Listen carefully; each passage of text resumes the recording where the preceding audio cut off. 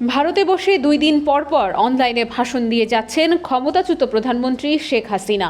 ভারতকে আনুষ্ঠানিকভাবে চিঠি দিয়েও কোনোভাবেই থামানো যাচ্ছে না তার বক্তব্য দেয়া। ঢাকার অভিযোগ, দিল্লিতে বসে দেশের বিরুদ্ধে ষড়যন্ত্রমূলক এবং উস্কানিমূলক বক্তব্য দিয়ে যাচ্ছেন হাসিনা। সবশেষ তার 5 ফেব্রুয়ারির বক্তব্যের জেরে ধানমন্ডি 32 নম্বরের বাড়ি ভেঙে গুঁড়িয়ে দেওয়া হয়। কেন ভারতে বসে বারবার এমন বক্তব্য দিচ্ছে, এ নিয়ে ক্ষোভ জানিয়েছে ঢাকা। এ সম্পর্কে ভারতের পররাষ্ট্র মন্ত্রণালয়ের মুখপাত্র শ্রী রণধীর জয়সওয়াল তাদের অবস্থান পরিষ্কার করেছে। তিনি জানিয়েছেন, শেখ হাসিনা ভাষণ দিয়েছেন নিজ দায়িত্বে। ভারত সরকারের অবস্থানের সঙ্গে এটিকে মিলিয়ে দেখার সুযোগ নেই।